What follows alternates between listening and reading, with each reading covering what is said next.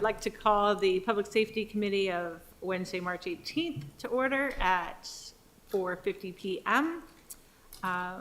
Roll call, please.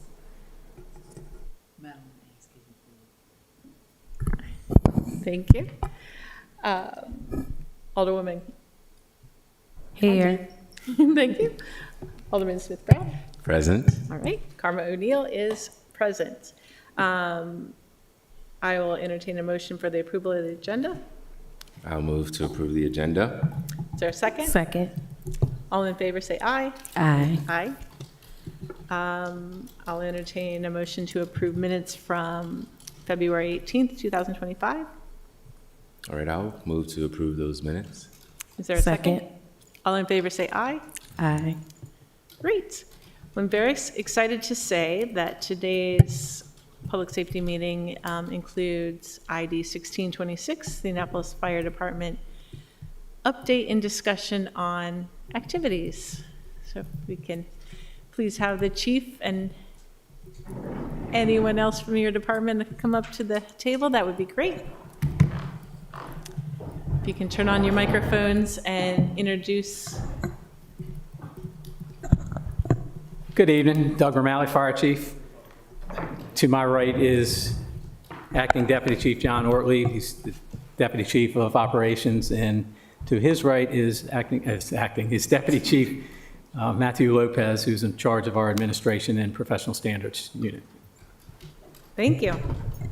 We are going to educate you on the Annapolis Fire Department today. We know we have a new Public Safety Committee and thought it would be good. The chair actually asked us to put a presentation together to basically let you know what we do, and this will definitely educate you on that. So if you have any questions as we move through it, feel free to ask, and we will go with the presentation. So we're just going to discuss a little bit about the history of our department, the evolution of the department, the way the department looks today. We will talk about challenges of emergency services in a colonial town. We're actually going to do some history on some of the major fires in the historic district and talk about the sprinkler legislation that was put forth by the council. Just a little bit about prevention strategies and what the department's going to do to move forward. So with that, you all do know that we are a colonial town here in Maryland. And we sit right on the Severn River, which meets the Chesapeake Bay. There's several miles of shoreline that goes along with it. We're within 25 miles of Baltimore and DC, and it was founded in the 1600s. So it's one of the earliest cities in the United States, and that provides some unique challenges with all those aspects there as we move through it. And as you know, we have streets that were built for horse and buggies, and we park on both sides of the street and try to put fire apparatus up and down the street every day.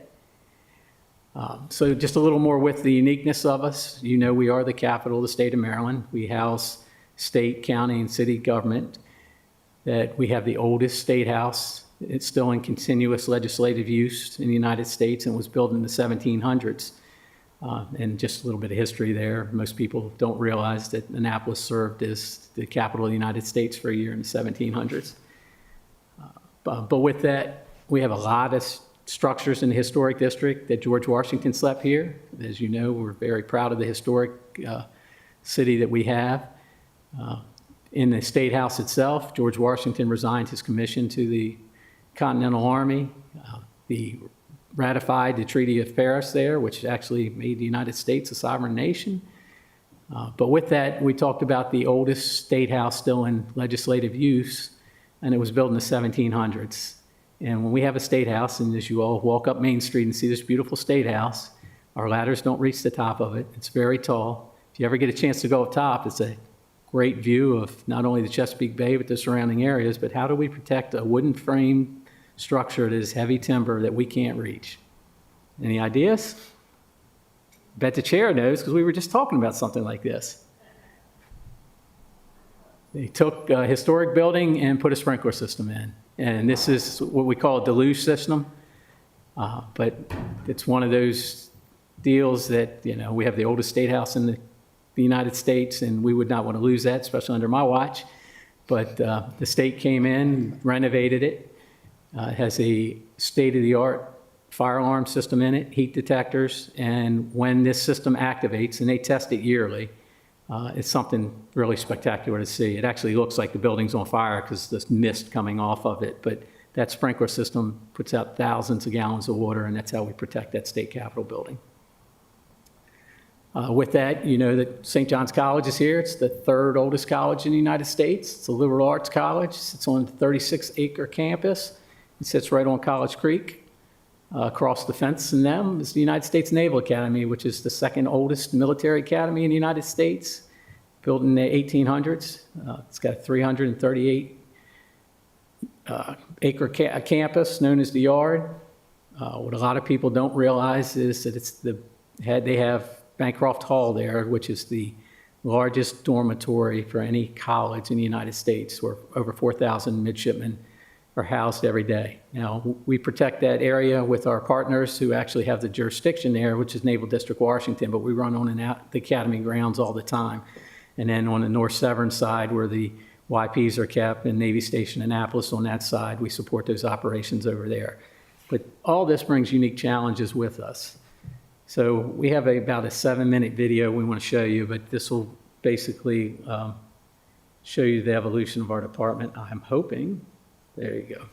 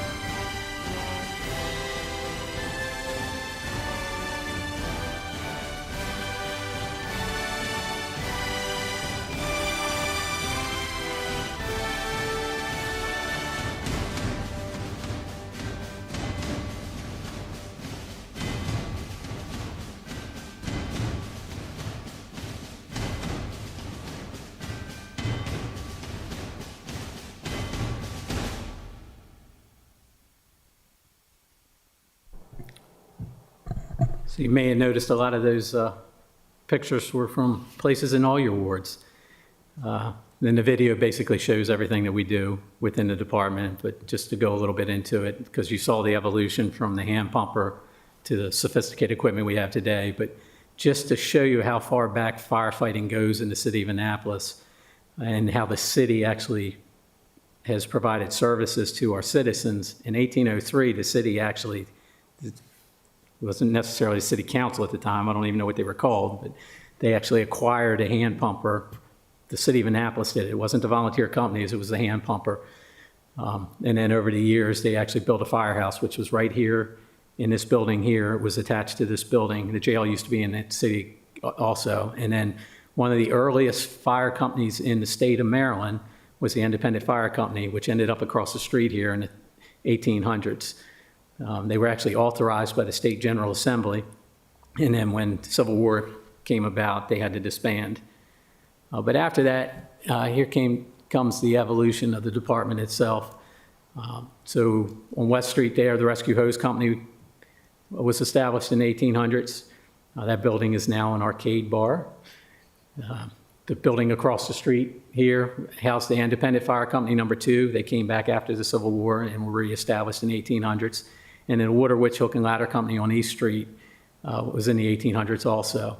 Just on the outskirts of the city was the Eastport Volunteer Fire Company that started on 2nd Street. That was not annexed into the city yet. And then the West Annapolis Fire and Improvement Company was over there where the actual West Annapolis Elementary School is today. They were eventually annexed into the city of Annapolis, but in the early 1970s, West Annapolis decided that they had some concerns with the city of Annapolis, and the county took them in, and they moved out to Jennifer Road, where they built them a new fire station. So they moved out of the city and became a county fire company. Throughout those years, and it dates back to the 1800s, there were career firefighters in the city of Annapolis. There was actually a paid member for the city of Annapolis who was in charge of taking care of the horses. And that person fed the horses, made sure that when they had a fire call, he hooked the horses up to the steamer and took that down the road. And when they weren't using that, they used the horses for the trash truck. But that was actually a city employee back in the 1800s. So it just shows you how far back that we've had career firefighters here. We had a first career fire chief was established in 1964. This was before the establishment of the Anne Arundel County Fire Department. And the 2 newest stations that we've ever built in the city was the Forest Drive station in the 70s. And then in the 80s, early 80s, there was a study done and they decided to close all 3 downtown stations. They wanted to consolidate them into one central firehouse. That was originally scheduled to be where the fire memorial is now, across from the Treasury building. But that was prime real estate, and somewhere along the line, the city didn't end up with that property, and they moved to Taylor Avenue, the fire station out to the Taylor Avenue near the State Police Barracks, which is not a bad location, and the West Annapolis Fire Company used to be out that way, but it ended up closing all 3 downtown stations, and does sometimes give us challenges because we no longer have a station right here in downtown Annapolis.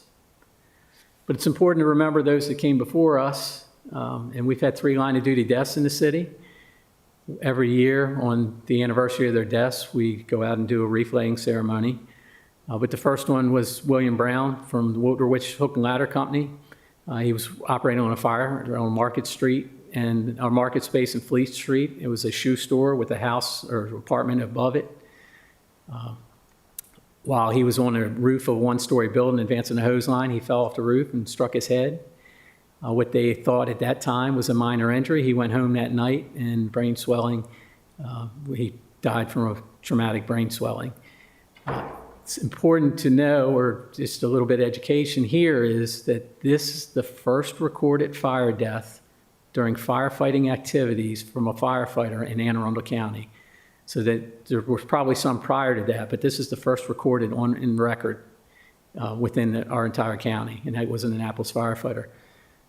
In '58, we had a firefighter from the Rescue Hose Company. He was operating on a structure fire. He ended up passing away. He had a heart attack. And then the last fire death we've had in the city of Annapolis was a young 16-year-old firefighter. He was a volunteer. There was a warehouse fire out on Virginia Avenue. The end result of that fire, there were about 15 firefighters injured. We had 3 firefighters that entered one side of the building. They were wearing what we would consider today a self-contained breathing apparatus, but they were canister masks. The three of them entered the building. They were later all found unconscious. They were pulled from the building. They were taken to Anne Arundel Medical Center down here on Cathedral Street.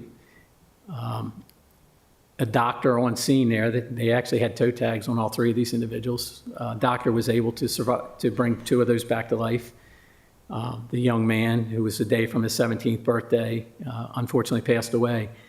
The two firefighters that actually survived ended up becoming career firefighters in the city of Annapolis and had long careers here with us and are still around today. They're retired, but they were on that scene.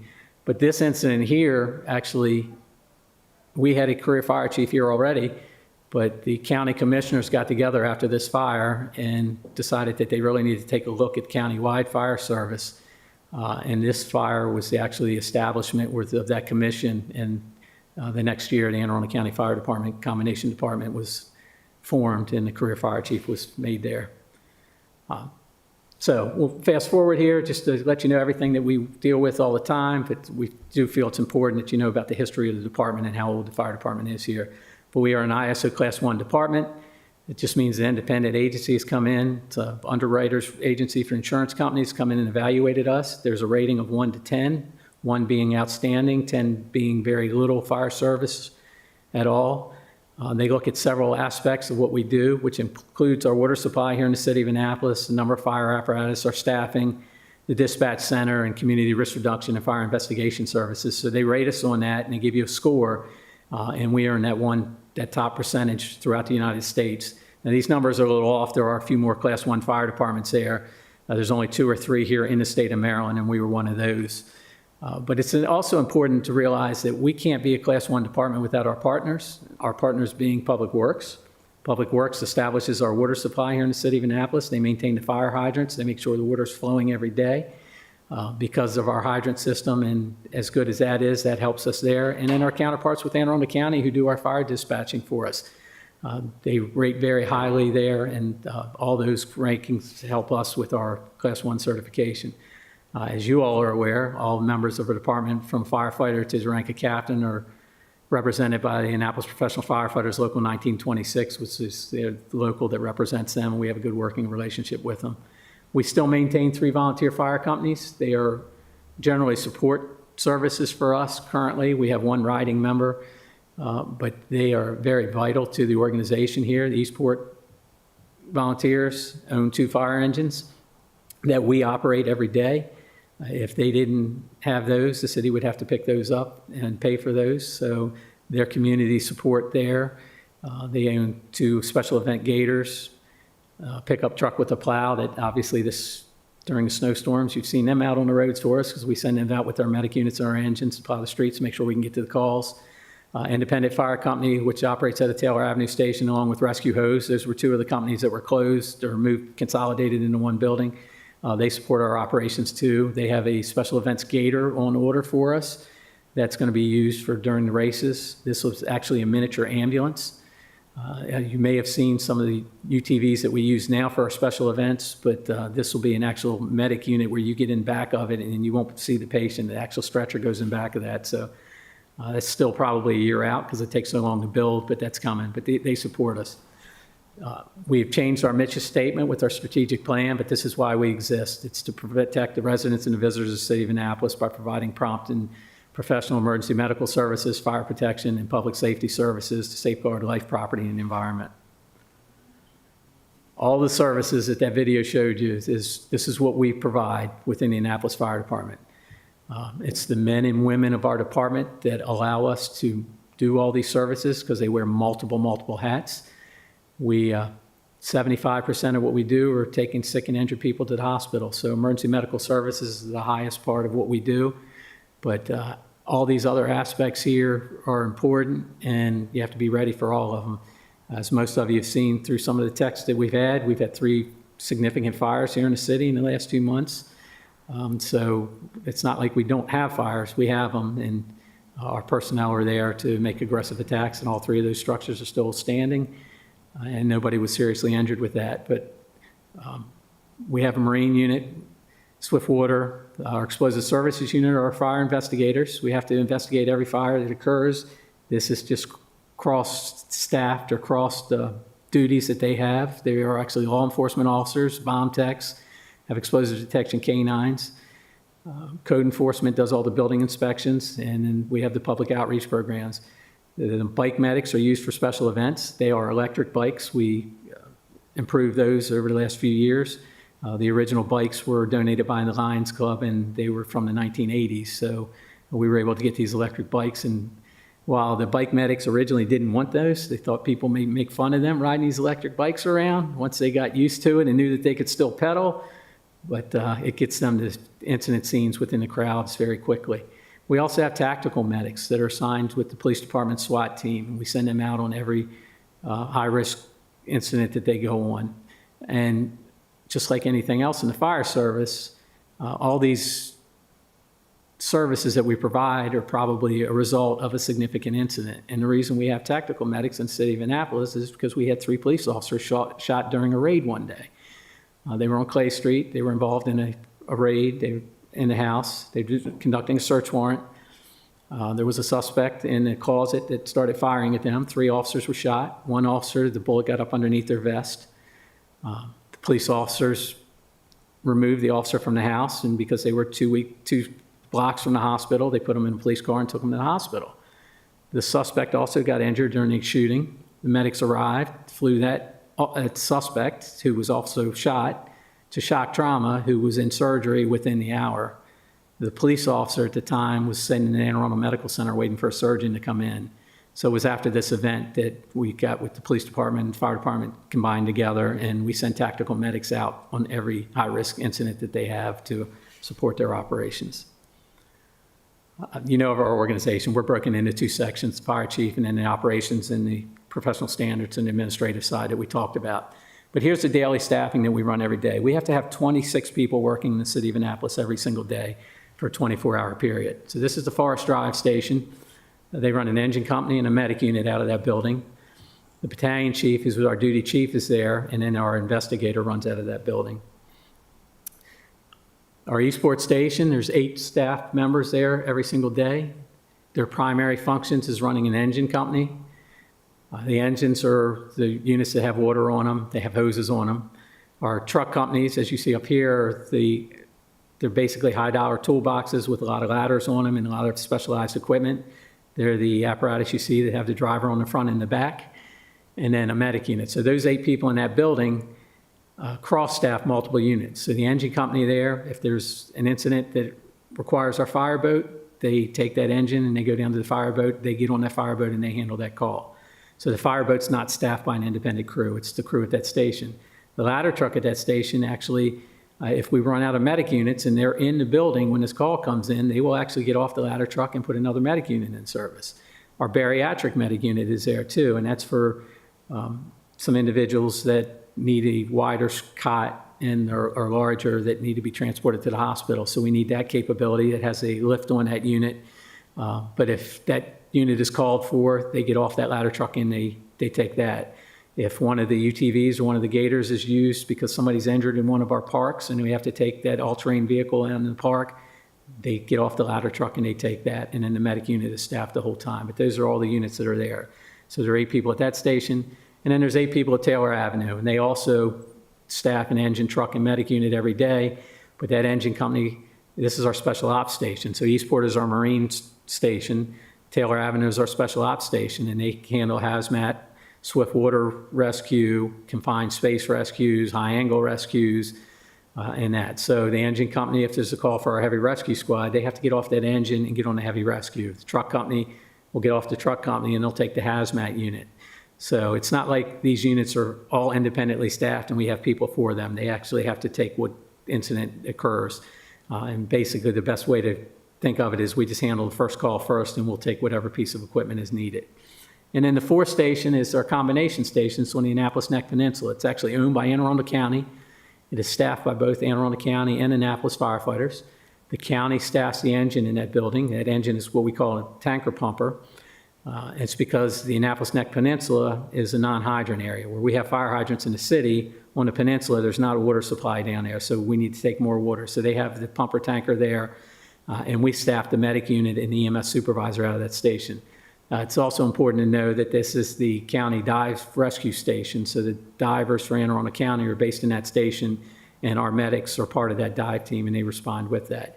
This works very well for us because 60% of these calls are in the city of Annapolis. A lot of it is that Edgewood Road and Georgetown Road corridor, Ben's Drive area. So it works very well, and we are continuing to provide the services, and this is a good way that the joint services that we have between Anne Arundel County and the city of Annapolis.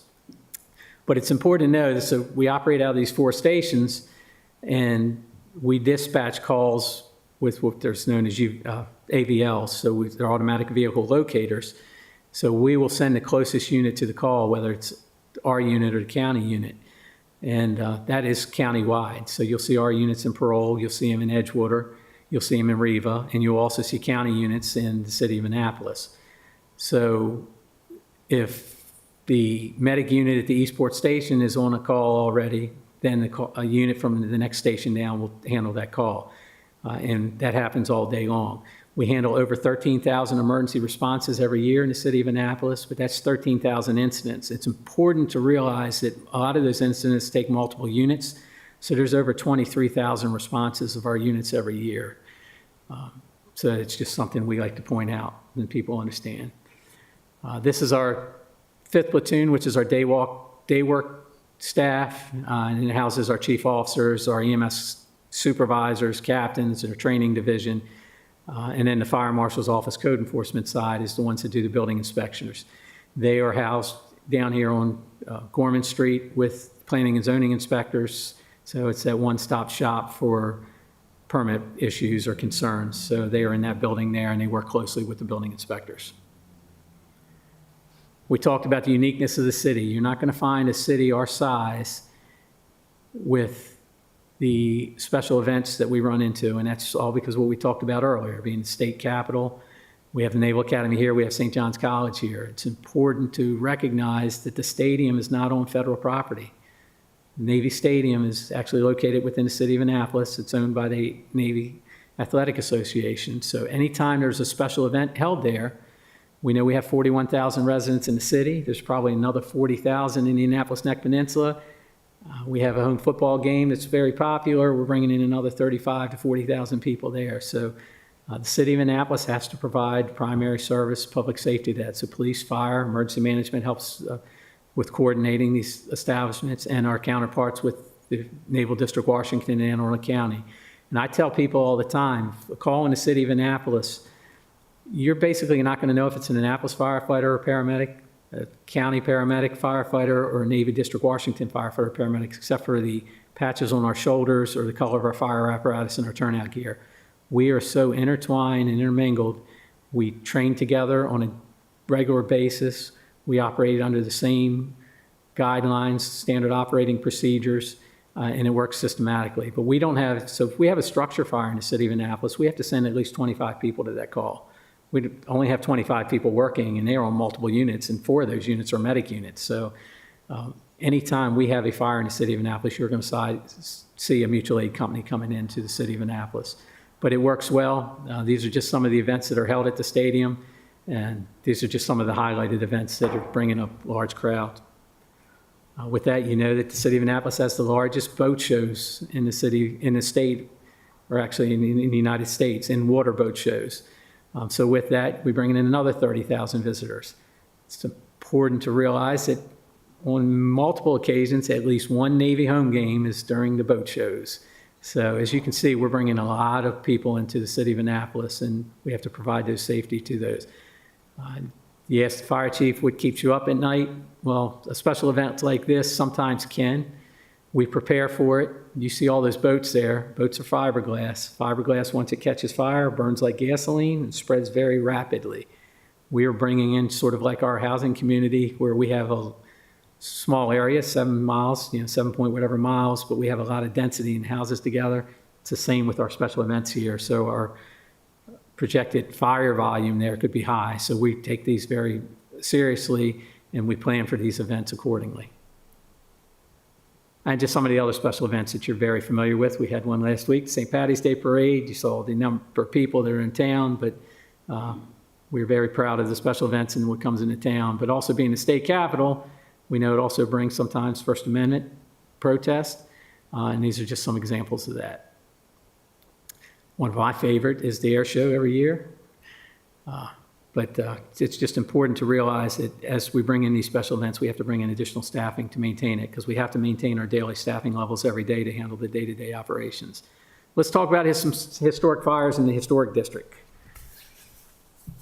For whatever reason, the city of Annapolis, when we decide to have a major fire in the historic district, it always seems to be around a holiday. This one here is December 9th, 1997, India Palace Restaurant. Streets are filled with a lot of shoppers. To the right of this building, it was either to the right or left, was Christmas Spirit, which was a business there that sold Christmas ornaments and plenty of Christmas gifts. So there was a lot of people in town. People were in the Indian Palace Restaurant enjoying their dinner when people from outside came in and said, "Hey, there's smoke coming out of your building." People inside didn't even know. We dispatch units there. Our first chief that gets there looks down the alley, sees a little lazy fire coming out around the hood system from the kitchen, and thinks they have a very small fire. But I can tell you, multiple hours later, all these businesses were destroyed. Over $5 million worth of damage was conducted because of this fire. These are just some pictures of it. The picture to the left, that ladder truck you see there, the ladder was originally up. They are moving that ladder truck because the flames are getting too intense, and we did not want to lose our apparatus there, so we had to reposition. The one on the right is actually a view from the State House property, so looking right at the fire on Main Street there. This is the State House side of it. We had crews that went in that door there, smoke coming out of this building. They had no heat conditions, heavy smoke. We were probably pretty lucky because the fire was burning underneath them in void spaces and they couldn't locate that fire. But it shows you how stubborn a fire can be in these historic structures. This is just a couple more pictures, but the one on the right, if you look just to the left of the ladder truck there, that two-story building, I'm told that is the oldest building standing in the city of Annapolis.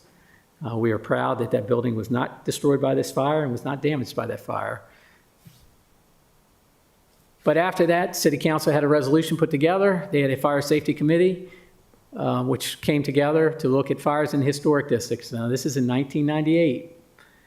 21 recommendations were established. Some of that included adopting NFPA standards.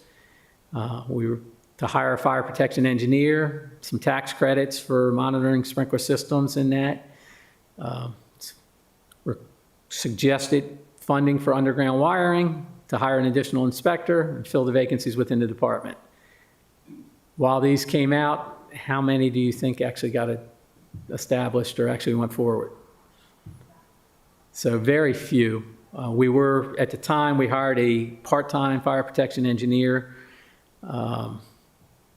The actual inspector, which was supposed to go to the fire marshal's office, ended up going to planning and zoning. They made a life safety inspector out of it, which was needed. But it just took some time. But these suggestions were out there, but as you know, like everything else, and also considering the parking on narrow streets. I'm sure you all hear it all the time, but the fire department comes in and talks about reducing parking so that we can get apparatus in there, fire safety. You would think we're taking somebody's birthday away if you're taking parking away in the city of Annapolis. So it's a struggle for us all the time.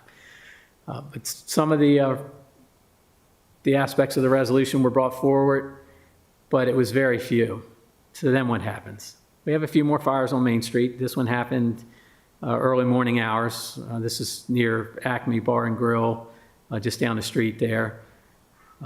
It's important for our people to realize, you can look at this picture, you see a fire on the second floor. Well, we send crews on the first floor here, and they're all looking to get access to that second floor. You think there's stairs going to that second floor? Not inside the building. It's around the back of the building, and that's what maintained the second and third floors there because it's been chopped up.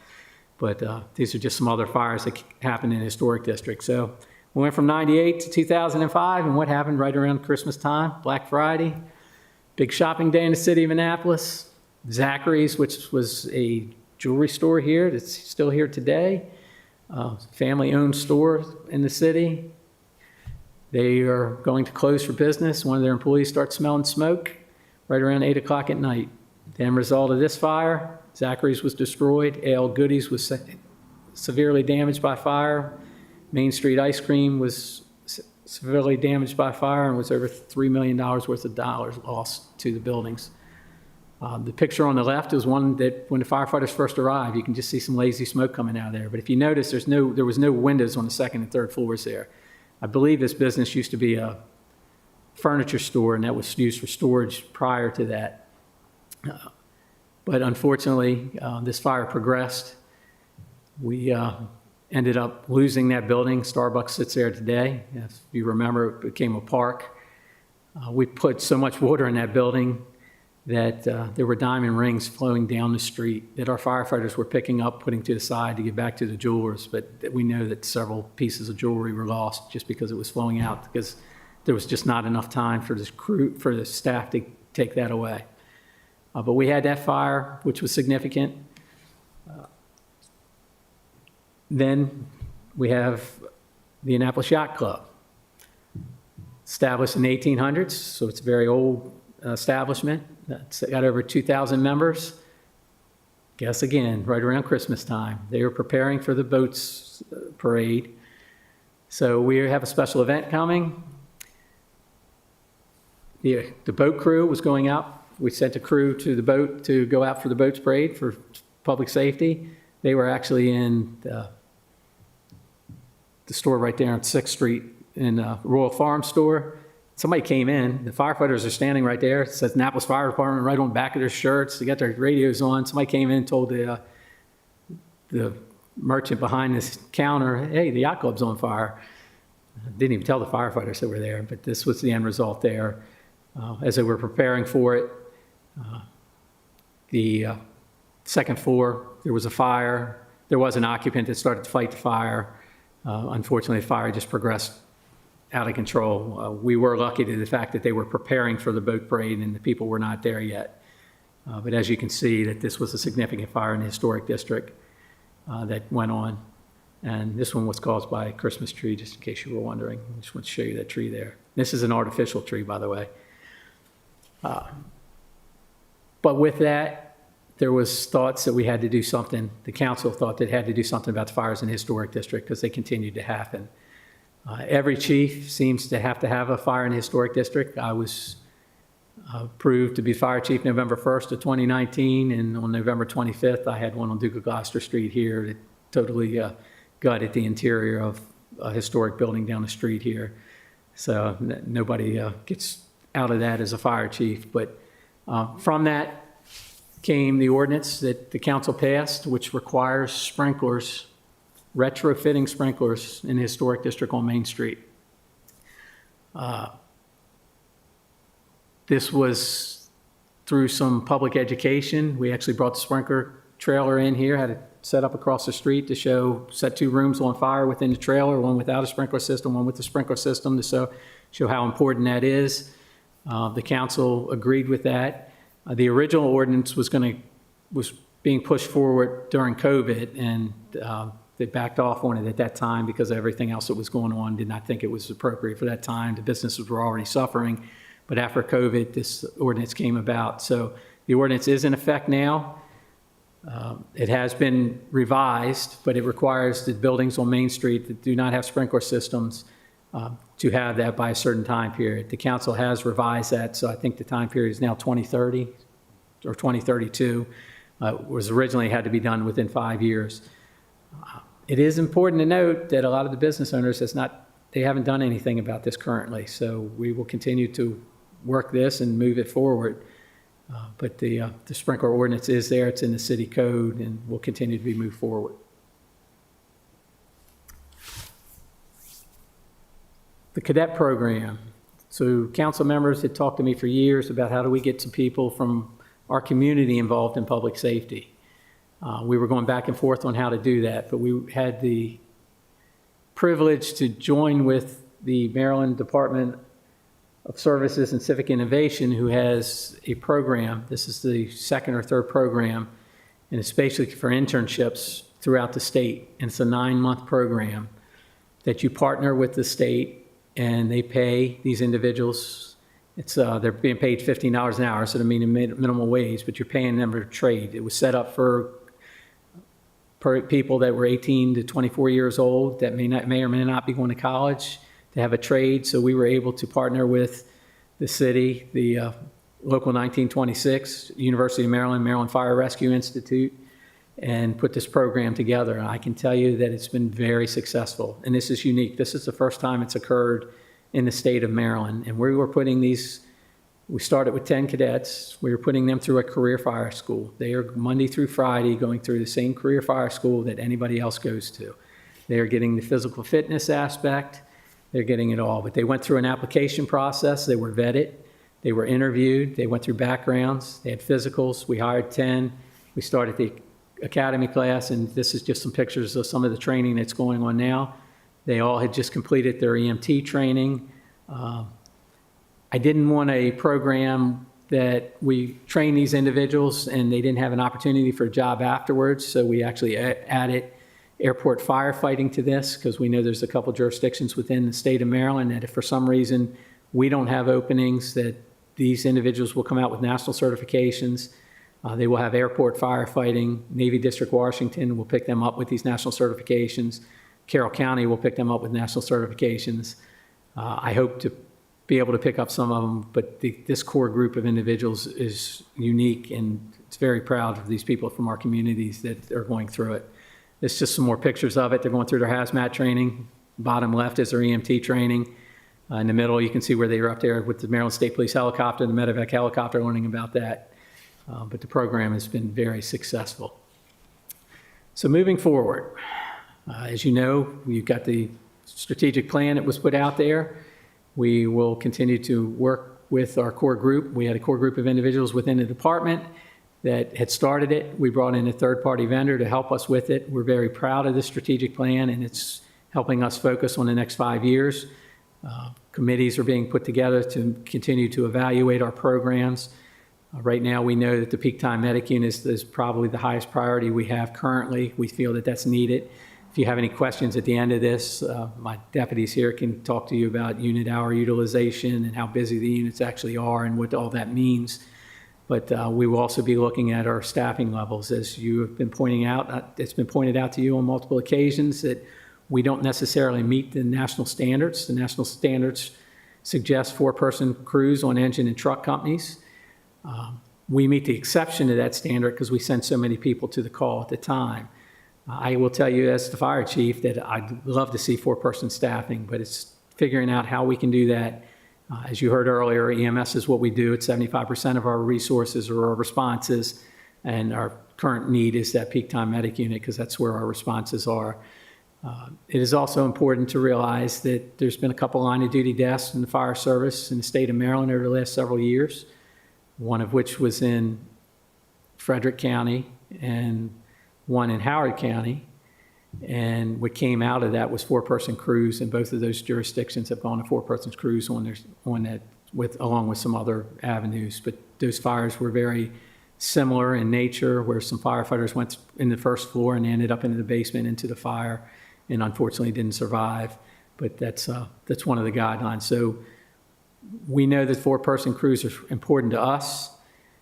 It's important to the safety of our crews. It's just a matter of how we can do it and still be fiscally responsible for the citizens that we serve. Fleet maintenance is always a concern, and that's part of our strategic plan and working with facilities and fleet maintenance. I know the chair has heard it before, but for the rest of the committee there, it takes 3 to 4 years to build a fire engine. So to build a pumper, it takes 3 to 4 years. What we paid $500,000 for back in 2019 is now over $1 million, and it's taken 4 years to build. These medic units here, these are the 2 newest medic units that are being added to our fleet. You can see Medic 48, it's on the top. That just went in service. It's at the Annapolis Next Station. This was a cost-effective way to get a new unit here was we took an old unit, we took the box off the back of it and put it on a new chassis and made it a new unit. As you can see, that PO was cut in 2024, and that unit just went in service within the last 2 weeks.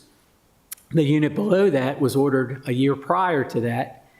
That's what it looks like today, and they are going out next week. to do a final inspection on that. And I bring this up because we have 7 medic units in the city of Annapolis. Our goal is 5 years as a prime time or frontline unit, 2 years as reserve, and then we basically get rid of them because I can tell you we run the wheels off of these things. They are operated all the day long. So if they have 150,000 miles on them, engine miles, they have over 300 and some thousand because you have to keep that unit running to keep the air conditioning going, the electronics in it, keep everything charged in it. So by the time we are done with the medic unit, it basically is not useful for anybody as a medic unit. So with that timeline, we should be replacing 1 unit a year. And it's hard to even keep up with that. But when it takes 2 to 3 years to do it, it's hard to stay on a replacement budget. So that's just one of the challenges that we run into. The fireboat is being built. This is the new fireboat that will be replacing the fireboat at the Eastport Station. That's the current status of it. We plan on having that boat in service or at least delivered to the city in the middle of summer or around September time. So this will be a state-of-the-art fireboat, and we look to get another 20 to 25 years out of this boat like we did the current boat. And we thank the council for their support on all those units. And just lastly here, the Eastport Volunteer Fire Company, we told you how important they are to our organization and supporting us. They have recently signed an agreement to buy a $1.1 million pumper for the Eastport Fire Station that they are paying for with community donations and grants. They're going to be paying for it over the next several years, but this will allow the city to focus on other fleet replacement items and not have to replace the engine at the Eastport Station because they are actually doing that. Now, for you, we do have an agreement with them. There is part of the agreement when we're running the units that are operated by them. There's a small portion in the city, in our fire department budget that goes to them that helps them make that payment every year. But I just felt that it was important that you see this year, that they purchased a $1.1 million fire engine. It's going to take 3 years to build, but that will be going in at the Eastport Fire Station, and it's being paid for by the volunteers in the community. Chief, you got more to add? No, sir. I've been talking an awful lot, more than I ever talk, but we can answer any questions you have. But we do feel it was important that you saw where we came from to where we are today, and you do have the best bang for the buck when it comes to the men and women in the Annapolis Fire Department. Know that we are a big part of the operating budget, and that the majority of ours is that it's salaries and benefits. So 90-some% of our budget is salary and benefits, and that's for us to get fire engines and medic units on the street every day. So our actual operating budget is less than $3 million. It's around $2 million to operate those 4 fire stations and keep this stuff in service every day. And like I said before, and I can't say it enough, it's the men and women of our department, and as dedicated they are and the hats that they wear that allow us to provide all those services you saw, from the basic running an EMS call to fire call to the special ops calls to the bomb squad to the Marine unit. It's just, it's the men and women that make it so good. And you saw in the video, all those fires were within the city of Annapolis. So we will continue to have fires, and that's what they deal with every day. While we don't have a fire every day, but that is what they're here for, and we're prepared to do. Thank you so much. That was really exactly what we needed. It's a lot. I have a couple questions, and I believe my colleagues have a couple questions.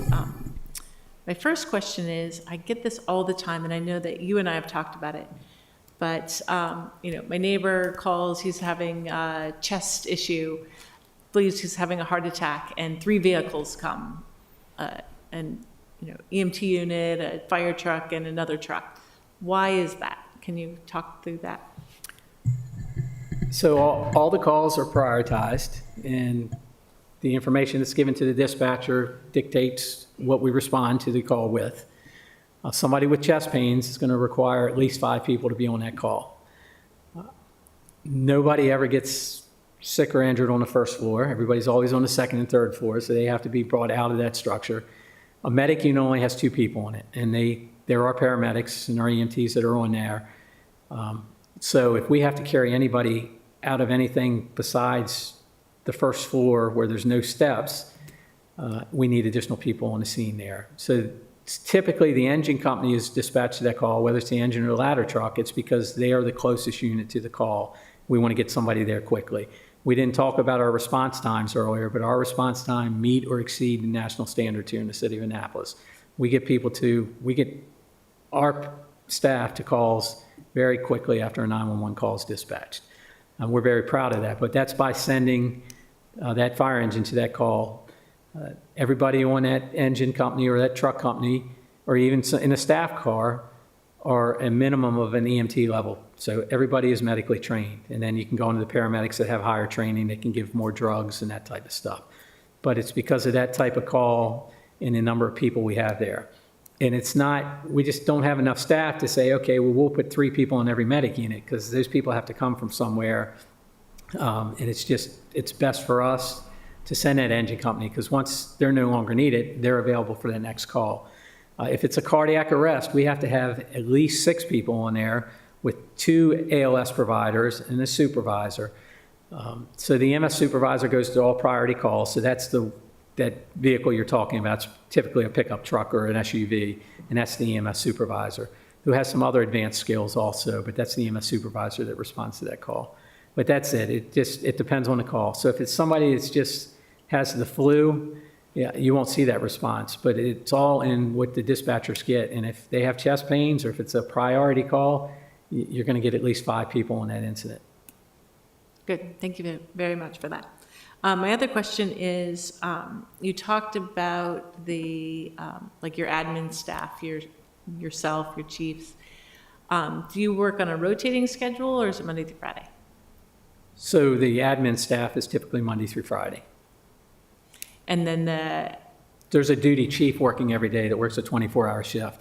And as we talked about earlier, that we send 20-some people to a structure fire. We require 2 chiefs on every structure fire. So during the day, when one of the day work chiefs are there, they will provide us the second chief. But if those chiefs aren't available, we will get a chief from Anne Arundel County or Naval District, Washington on that call. all right. And a typical schedule for EMT or whatever, like they're on 24 hours, you said? They work a 24-hour shift, and then they're off for 72 hours.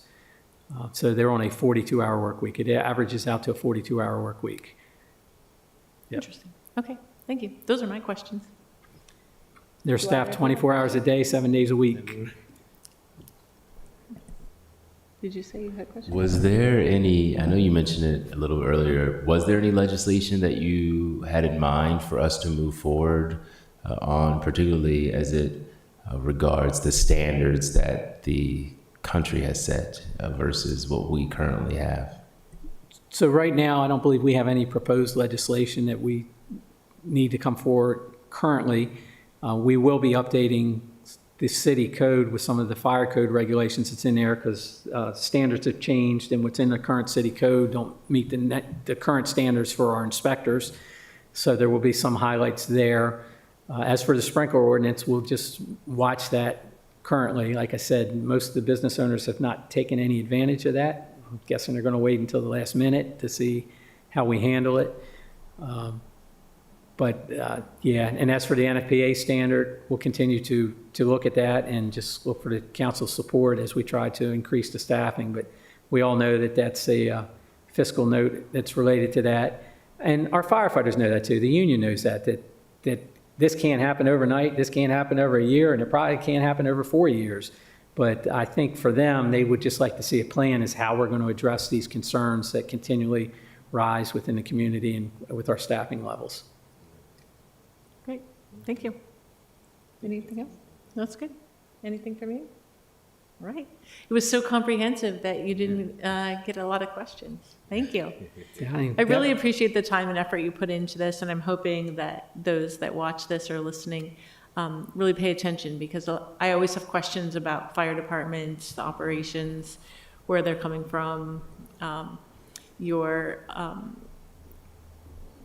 my goodness, I can't think of the words, working with the other departments, in the county and naval support. Oh yes, he's got another question. All right, so if someone's interested in volunteering or supporting, maybe doing a tour of some sorts of any of our departments, what would you offer to them? So anybody that wants to volunteer their time, they can call our headquarters office and we can direct them. If they want a career in the fire service, we'll have one of our recruiters reach out to them. And then we'll direct them to somebody that wants to volunteer their time to the appropriate volunteer fire company that can help support it. And sometimes we even go even farther with that if it's the fire service isn't what they're looking for, but emergency management needs some help there, we'll direct them that way. They have several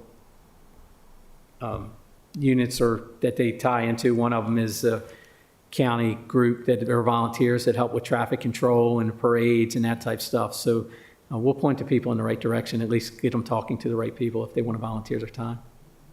Great. Thank you. I really appreciate you guys coming today. Thank you so much. You all said so much. You got anything? No, sir. Okay. Good, we'll be out. Great. With that being completed, I will entertain a motion to adjourn. Oh, good of the order? Sure. For the chief, you have a? No, for you. For Okay. you. Okay. Maybe. Thank you, guys. Yes. Maybe in light, I'm not certain if maybe we do offer this, but is there ever a time where we invite our union members to come and speak before No. us? Is that not? Nope. And I'll tell you why. Is that because of? Yeah. Okay, I understand. I want to make sure. Okay, that's everything. All right, I will entertain a motion to adjourn. I'll move to adjourn. Second? second. All right, all in favor, say aye. Aye. Aye. Thank you.